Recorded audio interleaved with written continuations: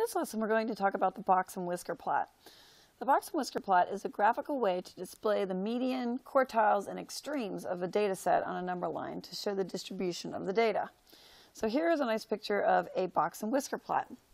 You can see that it's broken into four different sections with 5 different pieces that make up the box and whisker plot. So the bottom point is called the minimum point, or the lower extreme. And then the blue line that you see here, the lower one, is called the lower quartile, or the first quartile. Then we have our red line right in the center. That's going to be our median value. And then we have our upper quartile, which is also our third quartile.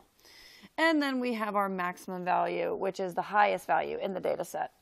So the thing about the box and whisker plot is that you're not always given the data set.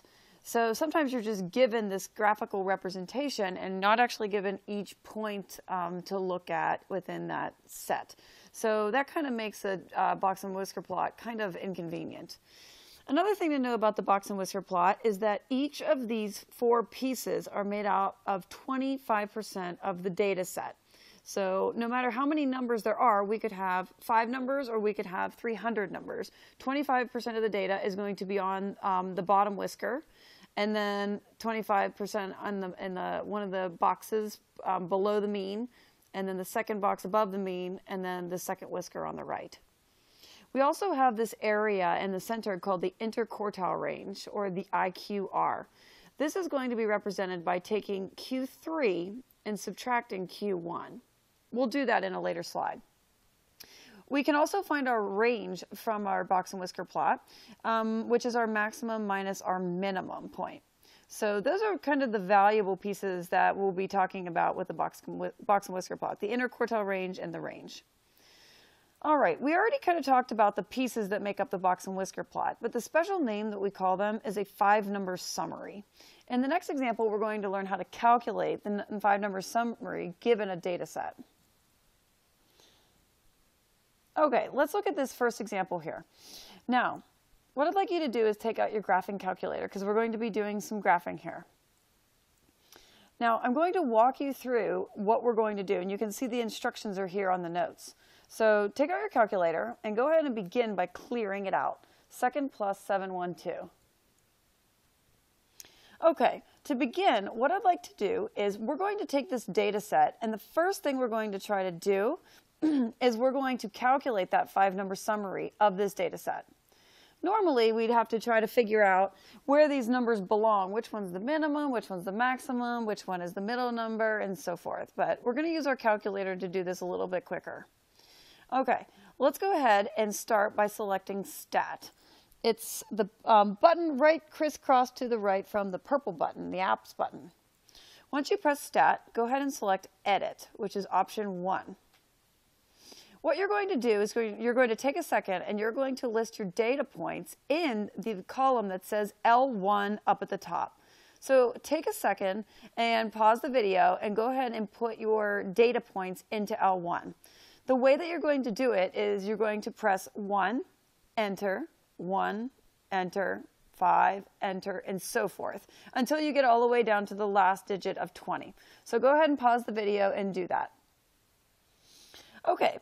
Now what we're going to do is we're going to calculate that 5-number summary. So what I'd like you to do, now that your data is in L1, select the Stat button again, and then move over to the right to the word Calc. And by default, it's going to be on option 1, which is 1 var stat. And it looks like this right up here. So 1 var stat. Go ahead and press Enter. All right, it's going to bring you up to a screen that has, it says, I'm not sure exactly what it says, but it'll say List L1. Right there, you're going to go ahead and just press Enter, Enter, Enter, and then a bunch of statistics are going to show up on your screen. So go ahead and do that. To find your 5-number summary, you're going to go all the way down to the bottom. But before you do that, I do want you to recognize the first number that you see in that list of statistics. It looks like this. It's a little X with a bar on it. And I'm not sure exactly what that number is, but the X bar represents the mean the mean value of the data. So instead of calculating the mean by hand, you can actually find it right in the calculator. And we're going to do that a little bit later on in this unit. Okay, back to our 5-number summary. If you go and you scroll down all the way to the bottom, you're going to reach the 5-number summary that looks something like this. You can see we have our minimum, our Q1, median, Q3, and maximum. So this is one way to find our 5-number summary. Okay, now the second thing I want to do with our graph here is I want to create a scatter plot. So, or a stat plot, we like to call it, and with the data on a graph. So starting at number 7 here, we're going to keep our data in our calculator, so don't clear it or anything. Go ahead and select second, and then you're going to choose stat plot. Stat plot is where the y equals button is. So you have to press the blue button second and then y equals. Then it's going to be highlighted over plot 1. Go ahead and click enter there. And then you're going to go ahead and just select enter again to turn it on. Right now it's on default as off, but you're going to turn it on. All right, now that we're there, we can see that we're right at this screen right over here, the second one, where you just turned the plot on. Okay, now what you need to do is go down to type, and you need to choose the graph that looks like the box and whisker plot. So there it is. It's the second to last one. Once you hover over this box, go ahead and press enter. Okay, once it's selected, at this point, go ahead and press graph. Now, you might not be able to see the whole box and whisker plot. Sometimes you might not even be able to see any of it, but it's still there. So make sure that you press these functions right here, Zoom 9. Zoom 9 will take you to the screen that you see here on the right, the third one down. That will show you what the box and whisker plot looks like. Remember, all box and whisker plots look different from one another. Okay, there's one more way that you can determine that 5-number summary. If you didn't like the first way that we did it, you can choose to do it the third way. Okay, so looking at this third box here, you see that we have the picture of the box and whisker plot. So what we want to do is press the button trace. Trace will cause this little bug to come up on our screen. And if you move it left to right, and then look at the bottom left-hand corner of your screen, you'll notice that it jumps from the minimum all the way up to the maximum and going across those 5-number summary numbers. So this is just a great little technique on how to graph your box and whisker plot using a calculator. Let's go ahead and practice this a little bit. Okay, in this next example, not only are we going to practice finding the 5-number summary, but we're also going to practice calculating outliers. What an outlier is it's a data point that doesn't seem to fit with the given data. So I have a little picture up here, and you can see that I have all these little points here that are all clustered together. But then I have this guy way out here. This is called an outlier. Sometimes outliers are very obvious to see in a set of data, but sometimes they aren't. For example, if I put a point right here, would you consider that an outlier? Well, you might say yes, you might say no, but we want to be sure. So we need to use our calculation to do that. So before we do the outliers, go ahead and look at the data set here and go ahead and calculate your 5-number summary, which are these 5 numbers right here. So go ahead and pause the video and give that a try. Okay, the 5-number summary that I got on my graphing calculator after following those same rules that we just went over, my minimum I got was 21, my Q1 was 23, my median was 25, my Q3 was 33, and my maximum number was 49. I also have this number down here, the IQR. That's the interquartile range. Remember, the interquartile range is taking Q3 and subtracting Q1. So if we do that, that's saying 33 minus 23, and that's going to equal 10. So our interquartile range is 10. Okay, now that we have that 5-number summary, let's go ahead and talk about some outliers. There are 2 formulas for outliers. We have one for the lower outlier and one for the upper outlier. Because we might have data points lower than the mean, and then we might have data points higher than the mean. that are considered as outliers. So let's go ahead and calculate the first one. Q1, well, my Q1 was 23, so I'm going to write that down, minus my IQR, which was 10, times the constant of 1.5. And if I go ahead and crank that out of my calculator, I get 8. Okay, 8. If I look at my data set, 8 or anything below, actually we'll say the word and, I think that sounds better, 8 and below are all considered outliers. Unfortunately, in our data set here, we do not have anything that is 8 or below. Therefore, we don't have any outliers on the lower end. But let's go ahead and check out the higher end. Q3 is going to be 33 plus my IQR of 10 times 1.5. And that's going to come out to 48.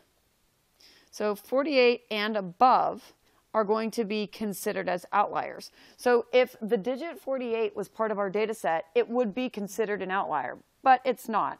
But 49 is going to be above 48, and therefore it is an outlier. So that's how you determine whether a point is an outlier or not. Okay, on this next question, we're going to do a little bit of analysis of our box and whisker plot. So go ahead and pause the video and give this one a try. Okay, it says a study was conducted to determine the number of cars that pass through 2 intersections each day for 20 days. The results are summarized in these box and whisker plots below. The one thing about a box and whisker plot that's very unfortunate is that you don't actually have any data points to look at. You're just given the statistics from the data.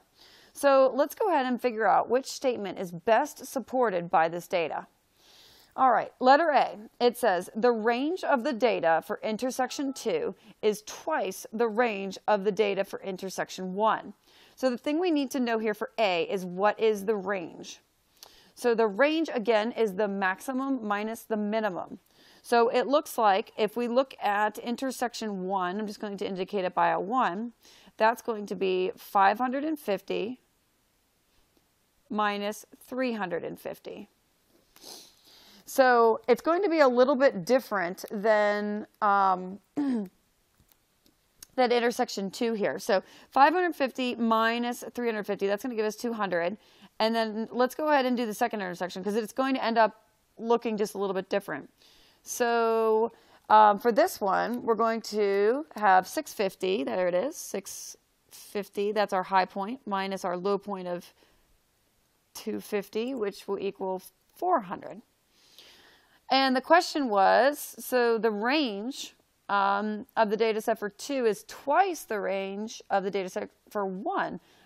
So which it is. You can see the 400 is twice 200. So A is definitely an answer choice. Now, this might be considered a multiple choice question, but I do want to go through all the questions here just to make sure we understand them. Let's look at B. The lower quartile for intersection 1 is greater than the lower quartile for intersection 2. So I'm going to go and highlight our lower quartile in both of these box and whisker up here. So the lower quartile for intersection 1 is greater. Well, intersection 1 is actually less than, so that cannot be one of our answer choices. Okay, C. The interquartile range for intersection 1 is the same as the interquartile range for intersection 2. So remember, the interquartile range is our Q3 minus Q1. So for intersection 1, our interquartile range looks like it's at, what is that, 500? And it looks like that's going to be minus, what is that, 375 or so? That looks pretty close to give us 125. And let's go ahead and calculate the interquartile range for number 2. So that's going to be 550 minus 400 to give us 150. So the question was, the interquartile range for 1 is the same as 2, which obviously you can see it is not. The second one is greater by 25. So C is not our answer choice either. Okay, D, the total number of vehicles that pass through intersection 2 is greater than the total number of vehicles that pass through intersection 1. Well, Unfortunately, we don't know how many vehicles. But we do see number of cars, but we don't actually know any of the data points. So we don't even have that information to really work with. So D can't be an answer choice either. So sometimes you'll have to analyze a box and whisker plot just as we did here. So that's all we have on box and whisker plots today.